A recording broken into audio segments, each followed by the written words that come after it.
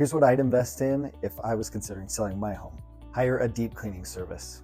First impressions really matter, and having a clean home that smells great and looks fresh will leave a great lasting impression on your buyers. Update the interior paint in your home. A little paint can go a long way in transforming the look and feel of your space, so updating the paint job throughout the house can give it a modern and fresh feel. Make sure and choose a neutral tone for your paint so that it applies to a wide range of buyers. Decluttering your home space. Consider renting a storage unit to put excess personal items and furniture that you don't necessarily need, smaller things like that, and that will help take away some distractions to buyers and make your home feel more inviting. Professional videos are key. Invest in a professional videographer that can showcase the unique features and highlight your home really well. Give your home a landscaping facelift. First impressions for buyers start the moment they get out of the car, right at the curb. So freshening up your landscaping can be really important.